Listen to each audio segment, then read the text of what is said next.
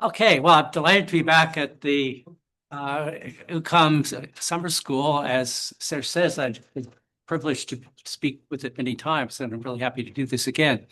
But when I saw that this year's theme was reasoning, I decided I wanted to pick up on a theme that I've explored quite a few times in the past, which is the distinction between approaches to reasoning uses probability and ones using coherence.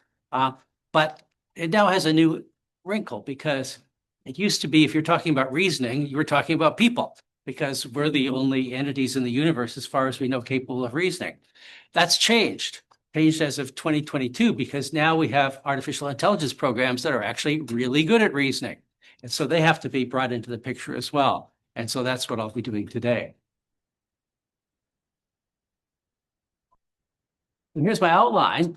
I'm going to start talking about the kinds of reasoning I'm interested in, and keeping with the theme of this year's Institute summer school, I'm going to be talking about both belief and action, what to believe and what to do. And I'm going to illustrate it with some medical examples, some everyday ones, but also using a case study that I've been working on very extensively for a book on Ozempic and other GLP-1 drugs. And so there's really interesting, complicated kinds of reasoning there that can be understood in terms of probability, and understood in terms of coherence, but also can be viewed from the perspective of artificial intelligence, which it turns out is really good at reasoning about these kinds of drugs.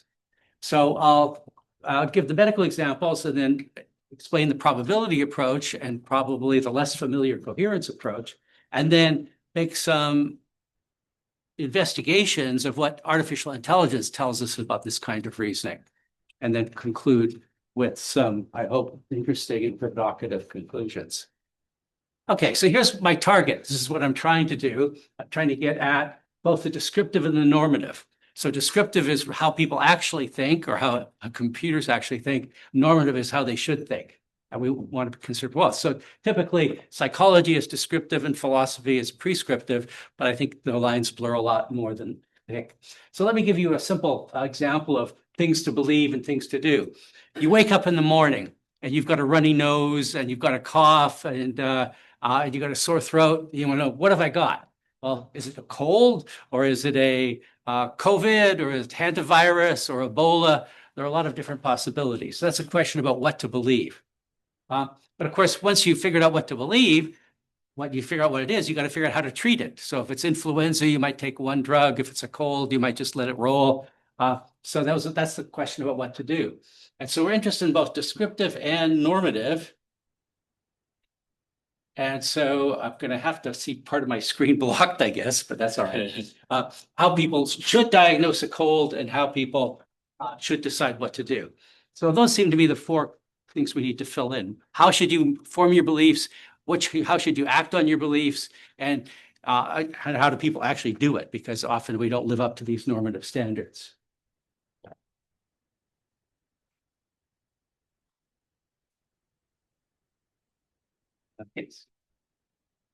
Okay, so whoops. Oh yeah, so let me now describe. The cold example is just pretty simple and ordinary, but there's a much richer, more interesting controversy going around right now about these new kinds of drugs. They're incredibly popular. They're very new, but very popular. Worldwide, there's 100 million users. Canada alone, there are 3 million users. In the US, it's estimated that American adults, 1 in 8, are now taking these drugs because they're very effective for both obesity and for diabetes. But this is relatively recent, but you can see here we get both the descriptive and the normative questions. How do people and government agencies reason about this, and how should they? Should they use probability? Should they use coherence? Should they use something else? So that's my main case for today. Okay, so here let me give you a quick historical background to the probability approach, which probably most of you have already encountered. Sorry that I made the print so small, but I wanted to get all in one slide. So this goes back to 1654, when Blaise Pascal, the mathematician philosopher, was one of the people who invented probability theory. Why did they invent it? Well, it was to explain games of chance. Nobody really understood how you should play games of chance, but he worked out the theory of probability, which has been valuable ever since. But very quickly, this became not just a question of what to believe, it also could apply to questions about how to make decisions, because the French mathematician Swiss maybe, Bernoulli applied it to working out decision-making based on expected utility. He figured all this with Thomas Bayes. You probably heard of Bayes' theorem, and that's what I'll be using when I look at the GLP-1 drugs case, that showed that you can evaluate hypotheses using probability theory. Frank Ramsey is a philosopher, mathematician, who worked out the idea that you can use probabilities understood as subjective degrees of belief. That's been very influential ever since. This all became a big part of economics in 1944 when John von Neumann and Oscar Morgenstern wrote their book on theory of games, where they formalized decision-making in terms of maximizing expected utility. This idea became part of artificial intelligence largely through the work of Uta Pearl, UCLA, who developed AI models of probabilistic reasoning that are still very influential. And finally, this has also had a big impact on psychology, because psychologists such as Josh Tenenbaum, Tom Griffith, and Alison Gopnik have claimed that the Bayesian approach to thinking is not only normative, it's not only how you should think, it's how people actually do think. So this is obviously an extremely illustrious intellectual approach. How does it apply to the case of the Ozempic type drugs like the GLP-1 agonists? How does it work? Well, we apply Bayes' theorem. Bayes' theorem says the probability of hypothesis giving evidence is the prior probability of the hypothesis times the likelihood, which is the probability of the evidence given the hypothesis, divided by the probability of the evidence. So this is actually really easy to apply to the GLP-1 case, to the Ozempic case, because we can say, oh, what's the probability that these drugs are effective, given the studies? So there's now very large numbers of experimental studies that have been done. Well, we just do a multiplication. We multiply the probability of the prior probability times the likelihood divided by the evidence. Let's see if I can get, no, right. I've gone off the screen there, but that's okay, because the numbers that I threw in there, I just made up, because I don't actually know what any of these numbers are. And nobody else either, but I could throw in some numbers. I could say, well, prior probability, we don't really know whether to expect them to be effective or not. So let's call it 0.5. And then the likelihood, what's the probability that you get the studies given that they're effective? Well, that would actually be pretty high, because there's a lot of these studies and they have a strong connection. Call it maybe 0.8. What's the probability of the evidence? Well, it's all done by very reputable sort of things. So I'm not sure whether that's medium, high, or low, call it 0.5. Anyway, I came up with a number here that said that the posterior probability given Bayes' theorem is around 0.5. But as you can see, I don't really believe these numbers. I mean, you can sort of throw the numbers around, but where did they come from? I just made them up. Okay, so let's see if this is going to work. Yes, good. I don't have to jump around as much. Okay, so this is how a Bayesian can give a good analysis of what's going on in the GLP-1 case, in the Ozempic case. What about action? Well, this ever since Bernoulli and von Neumann and Morgenstern, there's a strong way of explaining action this way, which is pretty much dogma among economists, at least before Kahneman diversity came along. And it's that we use an expected utility where we figure out what are the different possible outcomes. We look at what the utilities of those different outcomes are, and we just do a simple sum of multiplications. So we've got the probability of an outcome I and its utility, multiply it together and sum it all together, and you get the expected utility. So the dogma among economists is that you make a decision by maximizing expected utility. And then you do the action if it has a higher expected utility than the alternatives. So what you should do in the case of the GLP-1 drugs like Ozempic is you should make it the practice in your health system to use the drugs if they have higher expected value compared to others. And this could be both descriptive and normative. You could say this is not only how the governments do make these decisions, it's not only how individuals make the decision, it's how they should make decisions, because after all, it fits with the theorems of probability theory and the idea of utility. But there are a lot of problems with this. And here there's at least 6. So I'm not trying to say you should use this approach, but I say it's problematic in a lot of approaches. And here are 6 reasons why I think the probabilistic approach is not obvious as it seems. The practical one is we simply rarely know the probabilities and the utilities. In the case of the GLP-1 cases, in the case of Ozempic, I just made them up, but I don't really know what the probabilities are, what the likelihoods are, or what the probability of the evidence is. I just sort of threw in some numbers. So practically, even though this sounds like the best descriptive normative approach, and simply it's been the dominant one in economics, in some areas of psychology, some areas of AI, and among a lot of philosophers as well, we just can't apply it very easily because we don't know the numbers. A second reason against this fits very well with Serge's excellent introduction to the importance of Daniel Kahneman, is that when you actually do studies on this, and they spent decades doing this, you see people just aren't very good with reasoning with probabilities and utilities. They came up with alternative theories of what people are actually doing. That is, that they are using heuristics and biases when they make their judgments. And they came up with Prosper theory as an alternative to expected utility theory to explain what people are all doing. But that's descriptive, because that maybe it might be true that descriptively people are really bad at this sort of reasoning with probabilities and utilities, but maybe normatively they ought to be, although that has other problems as well. One of the problems comes in with issues of computational tractability. There's proof that reasoning with probabilities in line with Bayes' theorem is computationally intractable. That is, it explodes. There are ways around that. There are a bunch of clever tricks that have been used to try to make it more computationally intractable, but in principle, at least, it's not tractable. And one thing that's also a problem when you try to use any computational model of this kind of reasoning, you'll find that it's really hard to come up with all the conditional probabilities.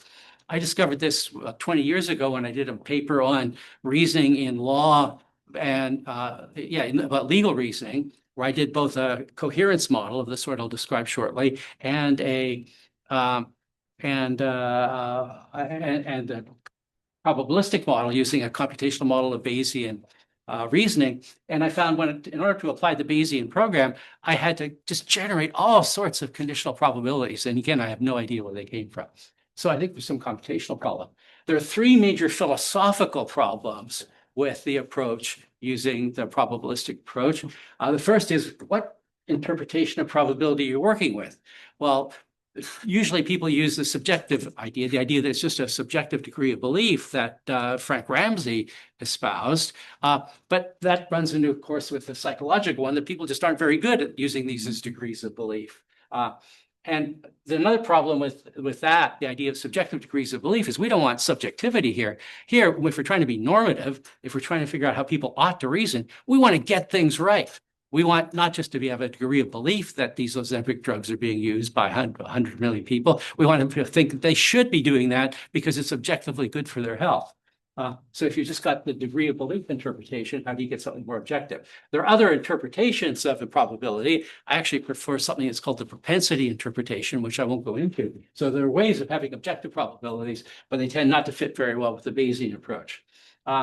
So we want probability to be something objective, but we also want it to be something ethical. I think this absolute key principle about decision-making is it shouldn't be concerned with just the logically best way of reasoning. It should be concerned with what's good for human beings. It should be concerned with norms of what is good for people, and that requires bringing ethics into it as well. And that doesn't fit naturally with the expected utility approach. So this is not a refutation of the probability approach, which is obviously still very powerful and certainly well described as the dominant approach, but it should give you pause and think, well, maybe we should consider an alternative. Is there an alternative? Well, that's what I'll talk about now. The alternative is ideas about coherence that go back, well, hundreds of years as well. Let me give you a simple example. Up here in the corner, I've got a picture of a famous figure from Gestalt psychology, the old woman, young woman. Many of you have probably seen this before. If you haven't, you can make it flip back and forth just by focusing on this part here. It's the chin of the young woman or the nose of the old woman, and you can flip them back and forth. So there are 2 different coherent interpretations you can give about this, depending on what you're paying attention to. Well, coherence means making sense. Or this is an older woman or a young woman, but it applies in lots of different areas too. For example, language. If I use the sentence, the pen is in the bank, what do I mean? Do I mean that the writing pen is in the financial institution, or do I mean that the pig pen is in the bank of the river? We have to resolve these kinds of ambiguities all the time. And the way we do it, this approach claims, is by making sense using coherence. But what's coherence? That's a very vague idea, but it can also be understood as a computational process of constraint satisfaction. This can be done perfectly elegantly. You want to say what the positive constraints are, what fits together. For example, having the nose as belonging to the old woman fits with having this thing as looking like the eye. And so you've got different constraints that apply. But you also have conflicting constraints, negative constraints, things that don't fit. Is this an old woman or is it a young woman? Different interpretations that go on there. And this view, which seems kind of qualitative, it actually made perfectly computational using neural networks, using excitatory and inhibitory links to incorporate the positive and the negative constraints. So this is the beginning of the alternative. So here's the history of this approach, which goes back to the 19th century. George Hegel, as far as I know, never used the word coherence, but he talked always about the truth is the whole, and you have to see how the whole is developing. And he influenced a bunch of British philosophers, Frank F.H. Bradley and Bernard Bossiquet, who explicitly talked about coherence as being the basis for knowledge. This idea was independently picked up by a bunch of psychologists, the famous Gestalt psychologists, using that old woman, young woman as an example, and many social psychologists as well, following the Gestalt tradition, talked about grasping holes and worrying about cognitive dissonance, which is also another incoherence idea.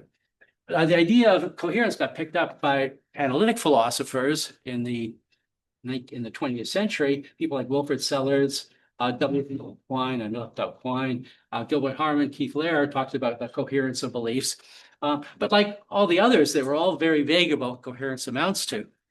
The best idea I ever got in my life in a fairly long and productive career was realizing that coherence could be formalized. That is, you could turn it into the idea of constraint satisfaction. Here I was jumping off of ideas coming from cognitive science, coming from cognitive psychologists like Rumelhart and McClellan, and the ideas that Keith Holyoake, my collaborator on analogy, had figured out. And I realized in what's probably the best moment of a 50-year career was that this could be applied to coherence as well. And I developed the computational models that have been applied in lots of different areas, applied to science and science and legal reasoning and everyday reasoning. So now we've got a different view that's just as mathematical and computational as the probability approach that applies very naturally to human reasonings. And a lot of psychologists have picked up on this. So I don't know whether there's more psychologists in the coherence camp than in the probability camp, but there's a lot of them. And this is work that's really ongoing. Matthew Lieberman at UCLA recently used coherence a lot. One of my favorite papers in just the last few years is by Stephen Reed and Dan Simon from University of Southern California, published a really nice paper showing that you can interpret all of the kinds of reasoning errors that Kahneman and Tversky talked about as coherence mistakes. In terms of coherence can explain what's going on in all those cases. So we've got computation, we've got psychology, we've got the philosophical tradition. So I think the coherence approach to reasoning can be taken seriously. How does it actually work? Well, how do we apply it to belief? Well, in the Ozempic case, I have not get to that yet. That's the next slide. What we basically do is think in terms of explanatory coherence. I think it was Wilfrid Sellars who coined this term and got picked up by Gilbert Harman in philosophy. But then I showed how you can translate this into a computational approach using positive constraints, which is how much explained. So in the case of I've got a cold, I've got all these symptoms that's explained by the different hypotheses. Well, those are the positive constraints. The negative constraints are between the competing hypotheses. That is, how do you figure out which one of them is going to be true? So in the case of GLP-1, in the case of Ozempic, it's the best explanation in many rigorous studies. So all over the world, governments have recognized this as being a good approach. Doctors are using it. Patients are clamoring for it because the fact that there's so many studies that have been done that showing that it works well for diabetes and obesity is the best explanation. Is in fact, these things really do work. How about action? Well, a theory of explanatory coherence is quite well known, but much less well known is the theory of deliberative coherence, which is how you make decisions. But there's several papers that I think are just as good as the explanatory coherence idea. So every time you're making a decision in your everyday life, suppose you've got a really important decision, like what are you going to do for a career? Or are you going to get married? Or are you going to get divorced? Or are you going to have children? Or are you going to move to a different city? I mean, these are all big decisions. I don't know if any of you ever tried to do this in terms of maximizing expected utility, and it's really hard because you don't know the probabilities, you don't know the utilities, but you can do it perfectly well using what I call deliberative coherence, where you consider the different actions and you figure out what goals you're trying to accomplish. And then you have the positive constraints or can connect your actions to the goals, and the negative constraints are between actions you can't do. So you can't both move to Paris and move to London. So that's the negative constraint. And so similarly for Ozempic and for the GLP-1s, the treatments are naturally understood in terms of deliberative coherence. The most coherent thing to do if you're trying to think of how do I want to treat diabetes, or how do I want to lose weight, consider the various actions you might take, look at the studies that have been done, and you quickly realize that the inference to the best plan, the best action you can do, the practical thing you can do is in fact going to be to do the drugs because they work really well. Okay, now coherence might have some similar problems to what I said for probability, but here let me try to defend it. If coherence really better descriptively and normatively for belief in action, well, you might say, well, this is kind of vague. And that was certainly true of the old ideas about coherence before I turned it into something computational and mathematical. Coherence means, hanging together or fitting together or making sense. That's just way too vague. But now we've got constraint satisfaction and all the algorithms that go with that to make it, in fact, much too simple. One worry that people have often had about coherence, and I think this was a really good objection to the philosophical views of people like Hegel and the British idealist, is, well, you can have very coherent systems that don't guarantee truth or don't guarantee optimality. Well, that's true, but that's true of any kind of non-deductive inference. You just don't get any kind of guarantee that you're going to go from true evidence to true hypotheses. But you've got things that you can do. You try to make sure that you consider all the evidence, all the constraints, and then when you come up with the inference of the best explanation, you also consider alternative hypotheses. So there's no guarantee this is going to get you truth, but I think it's the best way to go. If you go at it for a long time and you take the evidence seriously and you consider alternative views, then you can get to something like truth. You might wonder, well, is this computationally tractable? And when I formalized this, a computer science student I was working with proved, in fact, that coherence is not computationally tractable. It's computationally intractable. It's one of a class of problems. And so this was a little worried. I didn't have any problems whenever I did fairly large simulations with hundreds of different hypotheses, so I didn't think there were problems there. But then a Dutch computer scientist, Iris, and I forget her last name, proved that coherence is actually what's called fixed parameter tractable. That is, if you can keep the number of negative constraints low, it becomes computationally tractable. So I went back to all of my models that I built and discovered, oh yeah, they have usually 5 times as many positive as negative constraints. And in fact, which then get translated into excitatory and inhibitory links. And it's really interesting if you look at the brain and you look at, well, how many excitatory connections are compared to inhibitory connections, and the ratio is about the same, 5 to 1. So as long as you don't have a lot of inhibition in the system, it can be computationally tractable. So that doesn't have the problems that I attributed to the probability approach. So this isn't to say that this is knocked down better than the probability approach descriptively and normatively, but at least it deserves to be taken seriously as an alternative. Okay, now let's get to AI. How am I doing for time? I've got, what's that? You're still doing fine. Oh, yes, no problem. Yeah, okay, I got lots of good. You're going to give me various warnings. You might have to sort of jump and catch my attention. Okay. All right. So, here's why I want to talk about AI, because as I mentioned at the beginning, we're not the only reasoners on the planet anymore. But what does this tell us about probability and coherence?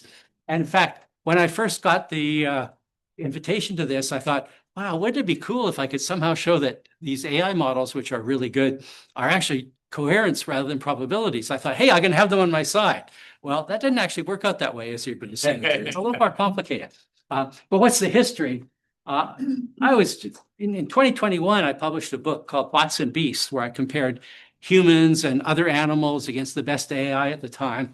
And what I said was that artificial intelligence, because I looked at the half dozen of the best models currently available, I said, it looks like AI is going to be 20 years or maybe a century before it catches up to humans. I've never been so wrong so fast, because within a year, ChatGPT 3.5 came out, and I was frankly amazed at what it could do. I mean, I made a lot of mistakes. My son Adam said, who is Paul Thagard? And it came with, it said that Paul Thagard is a rock guitarist with a band called the Rattlesnake Choir. Well, I actually don't play guitar, and I'd never heard of the Rattlesnake Choir. So I made a lot of mistakes, but it got better.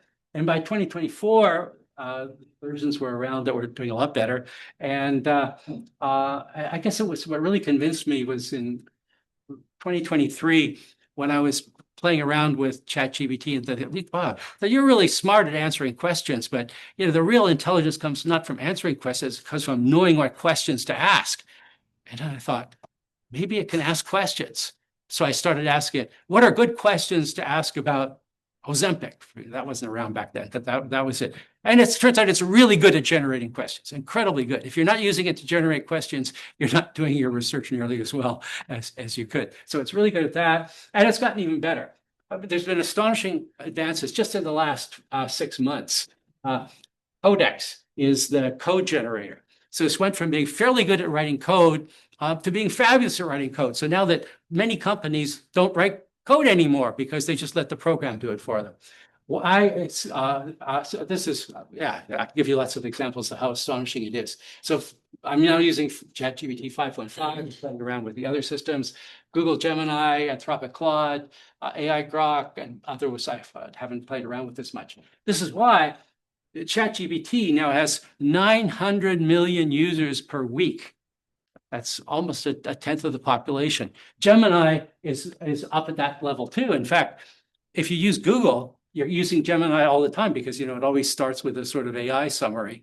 So it's actually using more than 900 million. Claude, many people seem to think is better. So the fact that it can talk to 900 million people a week, some people are using it for silly things, but other people are using it for their scientific research or dealing with personal problems.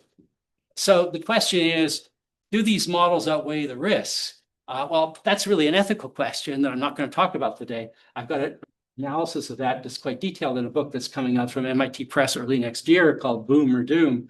But really what I'm asking with respect to this talk is just, how do they reason? Why are they so good at it? And we need to first ask, why are they so powerful?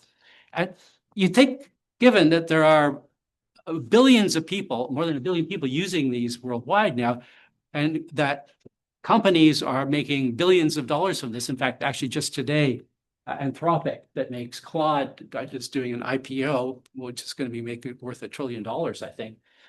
Why are they so powerful? And I actually don't think anyone knows the answer to that question. Here's my answer. The way these things are working is really complicated.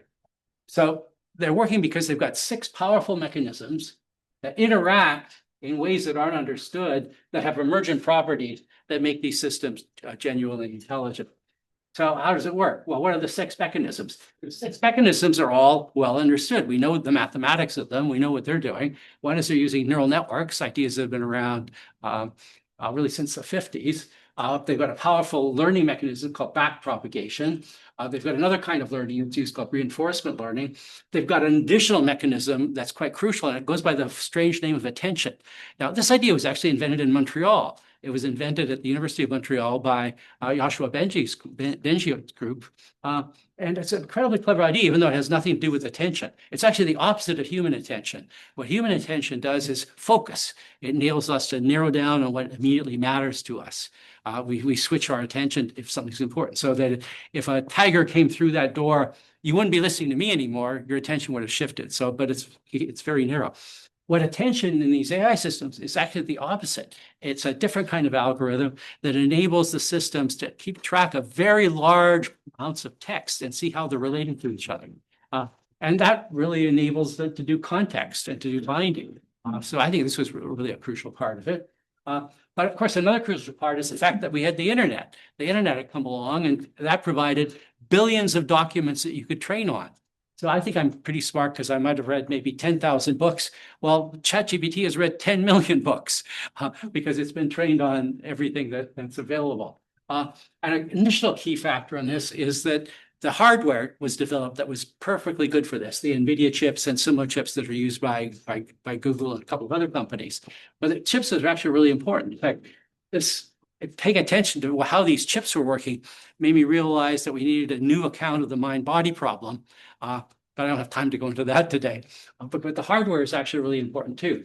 When you put these things together, when they work together, you get computational activity that is emergent in the perfectly reasonable sense that the whole is different from the sum of its parts. What does this mean is the whole thing has properties that the parts don't. So none of these mechanisms by themselves are the parts in those mechanisms to do things, but you end up with these properties that you can have this machine, which is now capable of talking on any subject to anybody in the world using more than 100 different languages. Quite astonishing. And I think that's how we get intelligence. So this is the best account I've been able to come up with that indicates that all these things are going on. The problem, of course, is we don't know all the things that are going on here. We understand this part, but we don't understand this part. So it's kind of a mystery of what they're doing. So let's see what they say about the case that I'm interested in here, which is Ozempic and the GLP-1 drugs. Well, I've tried ChatGPT, Claude, Gemini, and Grok systematically asking a bunch of questions because I wanted to see how good are they reasoning about these drugs. And the basic answer is they're fabulous. They're just so good. They're just so powerful. And the sort of stuff that I spent months reading all the literature and understanding the underlying biology, in a couple of seconds, it gives just really good answers to all the questions I want, both descriptive and normative. So without a doubt, they're just really, really good at reasoning about this stuff, as good as any human. But how do they do it? Well, I asked them. I said, "How do you do this?" And after it does the evaluation and said, "Yes, we should both believe that these drugs are effective and do the action of recommending it." I asked them how you do that, and ChatGPT gave this sort of answer that you might expect to get from a medical researcher in the field, and says it's doing an empirical induction from clinical trial results about treatments. Yeah, that's inductive inference. And it used this term, an abductive inference, that the best explanation of these results is that the GLP-1 drugs are effective. Okay, this sounds probably what an intelligent researcher in that field, if the rat researcher knew about induction and abduction, a perfectly reasonable answer. But is it true? I don't know if it's true or not. This is basically, it's figuring out what I might want it to say, and it's giving me that answer. So then I went on to ask him, well, are you using probability or using coherence? Because, of course, what I was hoping for is it'd say, oh, probability is worthless. We can't do that because we don't know the probabilities and the utilities. We're using coherence just the way you want, because these systems are supposed to be sycophantic and make you happy. That's why 900 million people are using it. They're not using it to learn the truth about themselves. So they're getting told things that they want to hear, sometimes leading them to AI psychosis. Well, no, it didn't do that. They're actually much more critical. Grok says, I don't use Grok very often because that's the Elon Musk one, and I think he's one of the most evil people in the universe. But I tried it here, and it said it uses both probability and coherence, which didn't strike me as particularly coherent, but it said that it should. But they're really good, actually, of simulating a probability reasoner. I think they could do it as well as any human being. And the question is, could they do a coherence reasoning as well as somebody who developed the technology for doing this? And yes, it's actually really good. And much to my shock, I've asked ChatGPT to write the code that we input for the LIST program that I did when I first developed Echo, the model of explanatory coherence. I did a great job. I haven't run it in my program yet, but I looked through the code and it looks really good.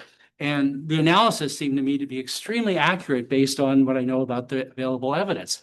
And in fact, I thought, well, I could do that, but that would have taken me at least a day and maybe 2 days to go through the evidence again and translate it into the LIST code for my programs. I could have done it, and with a day's work, probably. It did it in 2 seconds. And I'm sure it would run. So these systems are just really powerful in reasoning in both probability and coherence terms. But what are they actually doing? Well, they can clearly do it from a probability point of view. They gave a more sophisticated Bayesian account than I did, and they can do it well with my coherence account as well. But what are they actually doing? Well, here, I don't think we know.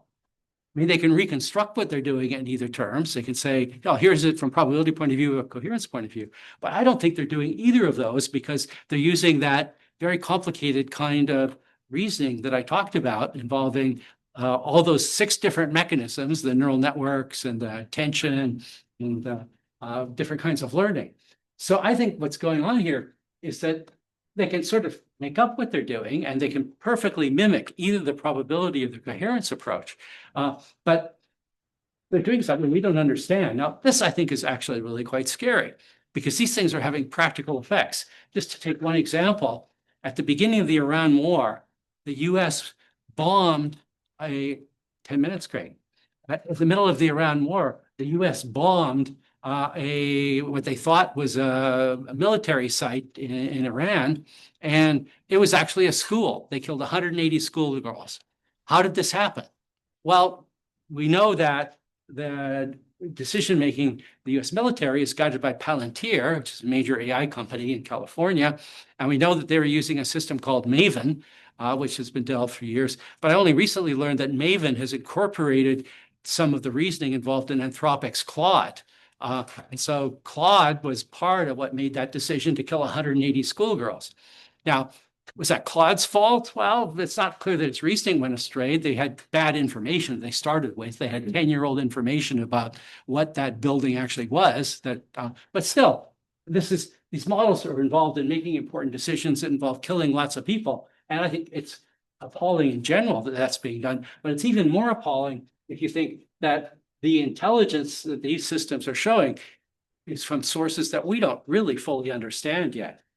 So let me go back to the slide I gave you originally, which is that it requires all the interaction of all these different things, and we get this emergent computational activity. And sometimes it's really quite amazing, because I think that the reasoning that these systems are doing about GLP-1 drugs is really, really good.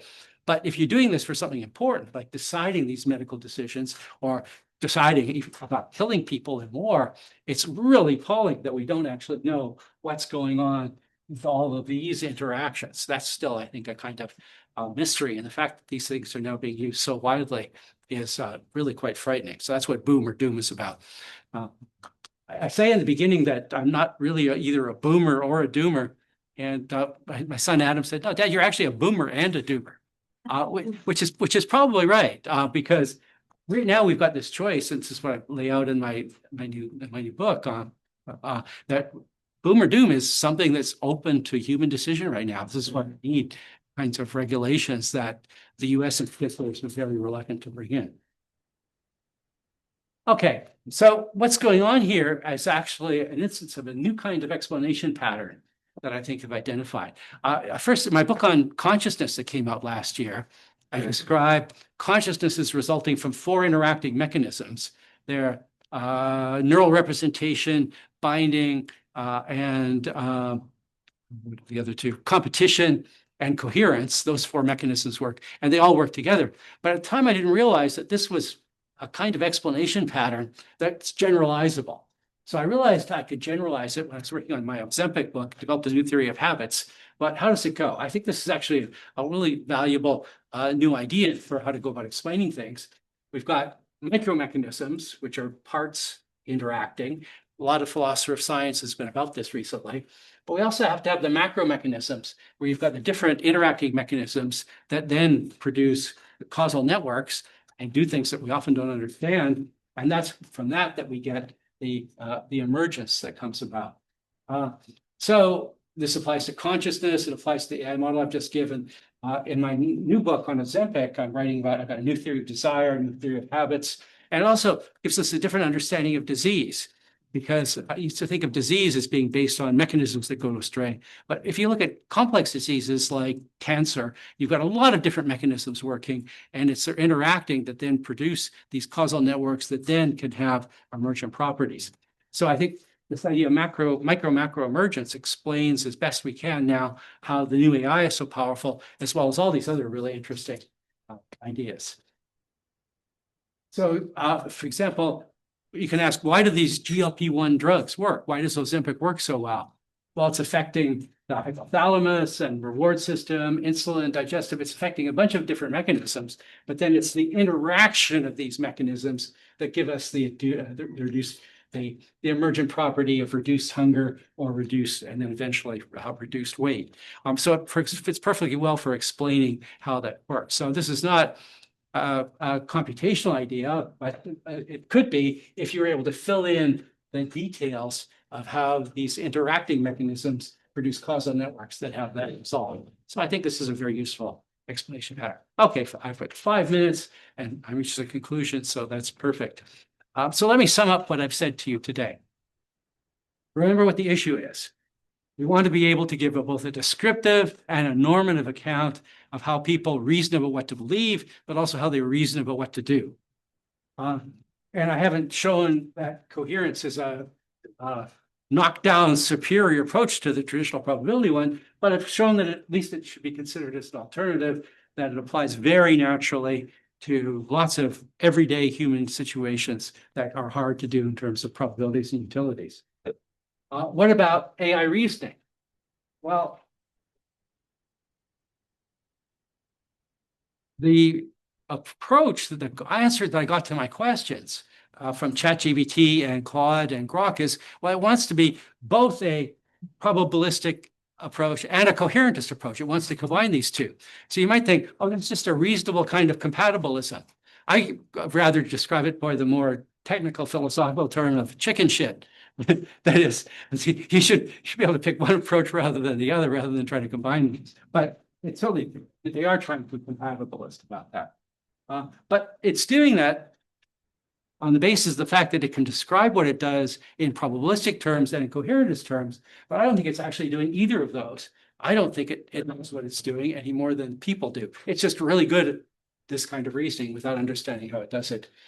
What it's doing is better described by what I call micro-macro emergence. We've got lots of different algorithms providing mechanisms that combine and causal networks that then have these emergent properties that we still need to understand.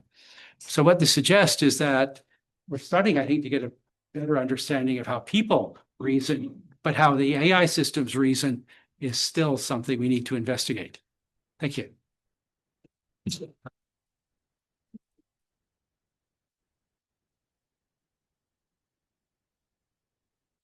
How long for questions? 15 minutes. Great.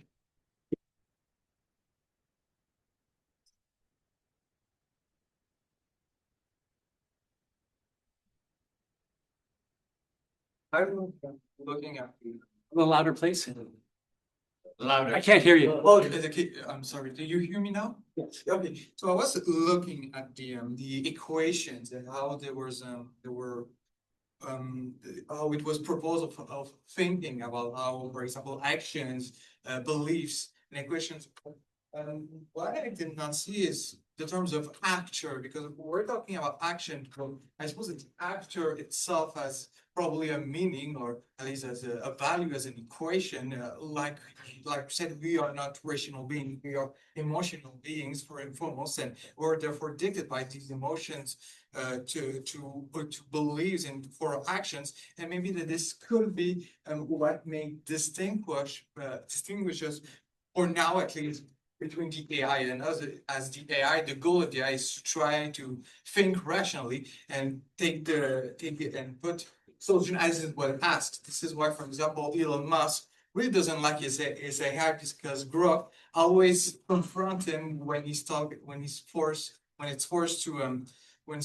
to solution that is embedded in data.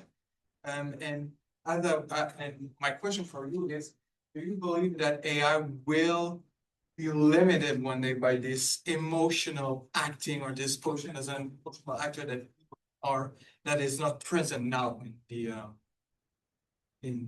Okay, that's really good, because you're pointing to something very important, which is we're not concerned just about with reasoning about what to do. We're actually concerned about the doing of it, the action, which involves getting our bodies to work and taking the pill or drinking the water or whatever it is. So then your question, which I touched at all, is how do you go from reasoning of what to do to actually doing things, to the action?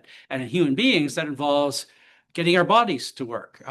And how that works, I've actually written a lot about it, paper on intention in the Journal of Cognitive Science, and where I developed a theory of intention, how intentions get turned into actions. So you have to look at how the different parts of the brain interact with the body to produce action. So there's lots of information coming from the body to the brain through areas like the insula, but the insula then operates in interaction with a bunch of other brain areas, the prefrontal cortex for high-level thinking, but also motor control. And eventually out of that, you get the body being told what to do. So you're absolutely right if you're suggesting that for human action, it has to be embodied. And here, ChatGPT doesn't have a body, and Claude doesn't have a body, and so they're really different.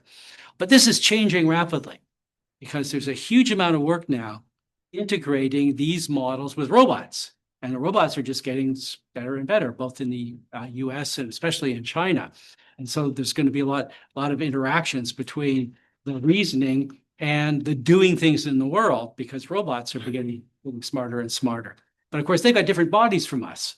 And one of the things they don't have is all these complicated things going on with guts and heartbeat and sweaty palms and hormone levels. And so they don't have bodies at all like ours, but they're going to have bodies. And so the bodies are going to be involved with doing things in the world.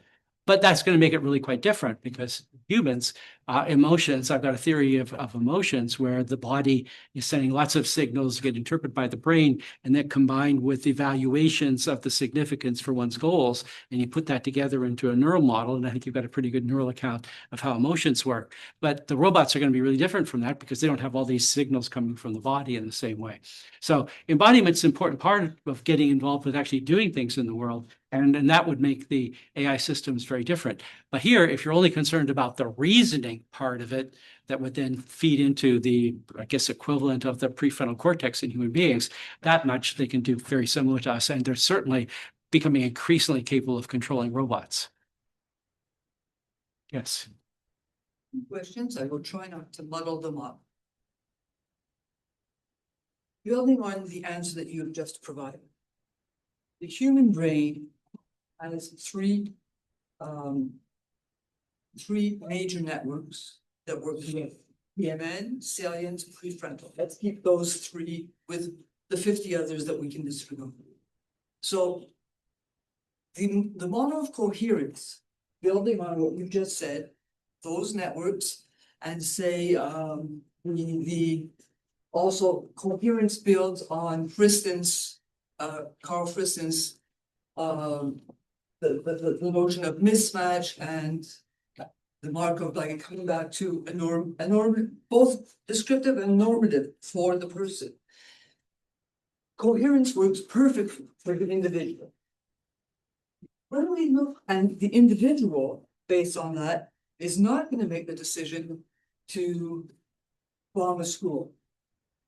Because when we look at the model that AI is using, the information that it is using, and this struck me very quickly, is who is assessing the quality of the data and the information.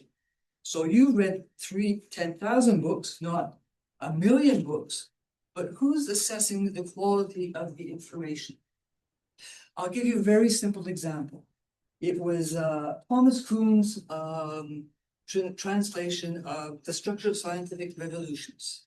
In English, it was the original text. In French, the original translation said the exact opposite. And I think Serge would remember this. And it was a reputable editor in France, and it stated the exact opposite. They have access to both.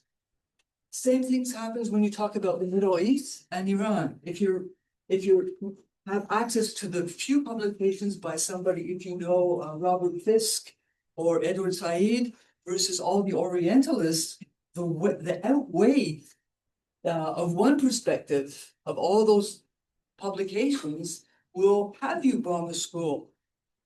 So the coherence based on the quantity of data doesn't give you the proper, even utilitarian outcome.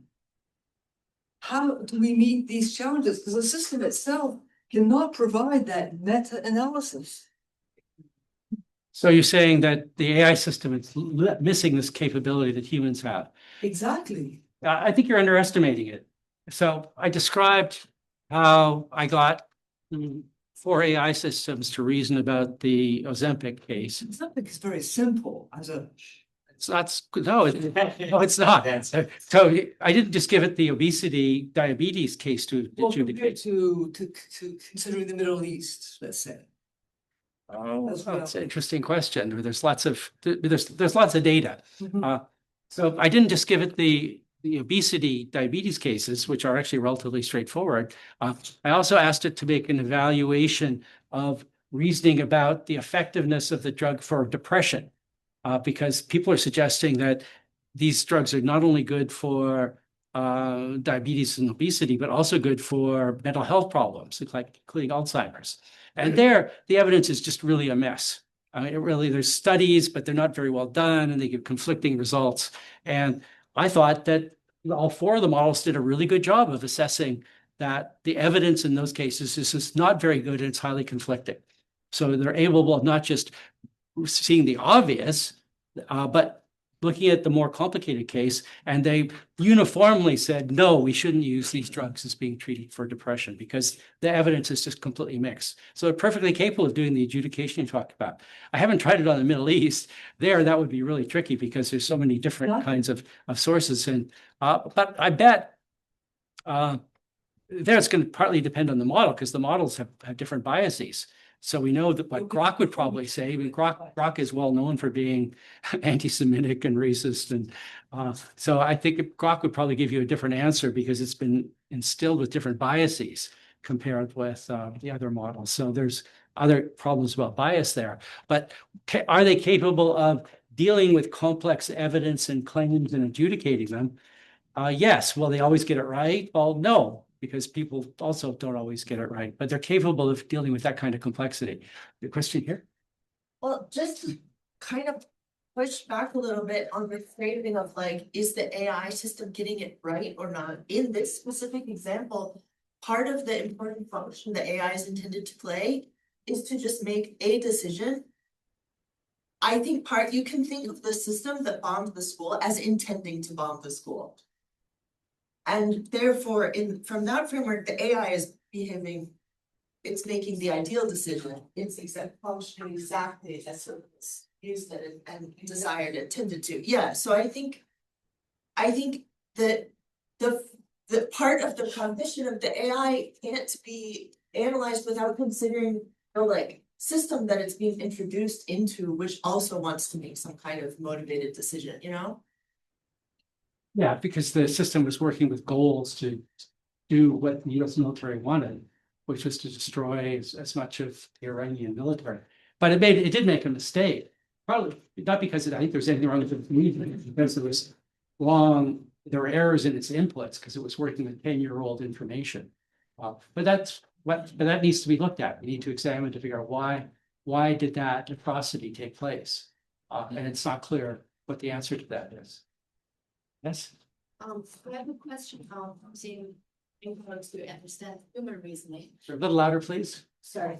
So for example, if an AI has 6 mechanisms that we understand well, and we just don't know how they interact to produce such a powerful outcome. My question is, for the 6 mechanisms, for example, the attention, we know is vastly different from how human use attention. So my question is, do you think this is going to limit how useful we can use AI reasoning to infer human reasoning, or do you think this is negligible differences? Yeah, so will this limitation actually limit? It certainly makes us very cautious for when we're using these for things like important medical decisions. But other things like generating hypotheses, we can then evaluate them. One of the things that's happening right now is that the AI systems are being used for drug discovery, not only for drug discovery, but then of course we can test it. We can see whether the new drugs they're suggesting actually work. Similarly, one of the most exciting medical uses is called drug repurposing. So there are thousands of different diseases and there are thousands of different drugs, and we don't know which ones might work. And so people are trying to use that, but then we can evaluate it, we can test it. We don't just take it as gospel. Yes? Asking is, suppose one day we actually understand how the AI 6 mechanisms work together. Do you think we can use that to study how human reason? Or do you think there's a strict barrier between AI and humans? Well, one of the great traditions in cognitive science that I belong on to back in the 80s when I started building my own models is you help to understand how people work by building models of that.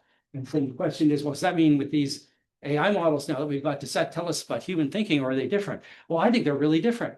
Here, that what I gave you, that those 6 mechanisms that go into AI, those are really different from what makes us one. And so we shouldn't draw conclusions from the way AI is working to how our minds work, because I think it's working with very different hardware and very different algorithms from us. So it doesn't help with the great project in cognitive science to build computer models of humans, but it's really interesting nevertheless, because it shows there can be different ways of getting to the same end results, such as reasoning. But no, it's really different from humans. Yes. When you talked about the problems of the probabilistic approach, you talked about the difficulty to apply in calculations the Bayesian law, and you mentioned just a little what you just mentioned the problem of the application of the maximization of expected utility. I was a little surprised because I think it's as much important as the other problem. And thinking about my short introduction to this section, I thought that, well, the 2 Nobel Prizes in economics were exactly on that problem. Our difficulties to apply probabilistic calculations. And so Kahneman is important because with Tversky, he showed us how we're not good at calculating probabilities and that we're not rational reasoners in probability situations. But I would say that Herbert Simon was as much important because with his satisfying theory, he showed that we're not maximizers of expected utility. So I was just a little surprised that you didn't make any development on this dimension. Oh, that all falls into the psychological implausibility of the probability approach. That applies to Simon and Kahneman and Thaler as well. Yeah. So they all provided reason to think that no, people aren't in fact maximizing expected So utility. there are 2 good examples of how cognitive science changed that discipline. Well, but except that the change hasn't always happened, because And not accepted by everyone. I accepted their arguments, starting with Simon and then Kahneman, Tversky, but there's been people in psychology, even in psychology, who hang on to a view of the thinker as Too rational. the Bayesian agent. Yeah. So just take another example, that person here who's mentioned Friston's work, which is very influential in neuroscience. He claims that the brain is Bayesian. But I think that's just one of 3 major flaws in his approach, but it's very influential. Yeah. So I think that psychologically, Simon, Kahneman, Thaler tradition really showed that the economist way of thinking about the mind just doesn't work very well. But so the question is, what are we going to do instead, both descriptively and normatively? That's where the paper by Reed and Simon is so nice, because it used coherence ideas to explain, well, what's actually going on, that explain why sometimes people are reasoning well and sometimes reasoning badly.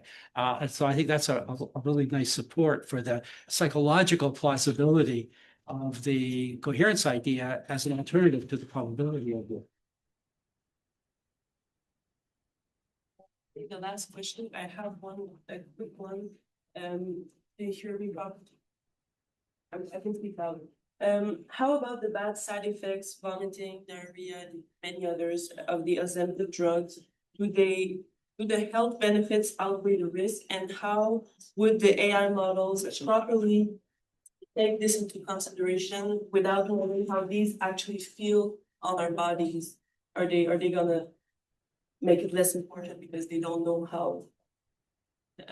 We're having questions from the web. Yeah, I'll repeat the question. Participants on the web. Yeah, it's a really good question about whether the AI reasoners could actually do a good job of considering not just the benefits, but also the side effects of the Ozempic type drugs. So the Ozempic drugs have serious side effects. The most common one is nausea. And the question seems to be pointing to the fact that somehow people can appreciate that better because we actually know what it's like to be nauseous, whereas no AI model knows what it's like to be nauseous because it's never experienced nausea. Okay, so I think that's a good point because I don't think that any AI models have experienced nausea. There are people like the famous biologist Dawkins and even Jeffrey Hinton have suggested that the AI models are already conscious, which I think is just wrong. So they haven't been nauseous. So can they actually appreciate it? Well, I think they can. So they can't know what it's like to be nauseous, but they can certainly know that people don't like to be nauseous, or they certainly know that people consider nausea to be a bad effect. Another side effect people sometimes experience is diarrhea. And I guess the models don't know what it's like to have diarrhea either. But obviously that's a bad thing, but they can take that into account. And so they certainly do. When they evaluate the reasoning, they look at the beneficial effects of the drugs, but they can certainly list all of the side effects, but they can also do the numbers. So what percentage of the people are experiencing nausea, diarrhea, and so on, as opposed to what percentage of people are having the good effects, such as not being hungry anymore and losing weight as a result. Well, they can do that kind of calculation perfectly well. It doesn't have to be exactly expected utility, but if you can simply say something like, oh, 90% of the people have no serious side effects and only 10% of the people do, that kind of calculation it does very well. So the person who's asking the question is right. They're missing something. They're missing something that's important because they don't know exactly how bad it feels to have those side effects. But they can certainly know that people consider those things to be noxious effects. And they can do the overall coherence calculation and say that overall, even though there are side effects, which all drugs have, overall, if you figure out those side effects as negative constraints, but you balance them against the positive constraints about whether you're doing better for the diseases of diabetes and obesity, it can do that kind of balancing. Coherence is a kind of balancing, and it does it perfectly well, even though it is missing something because it doesn't have conscious experience.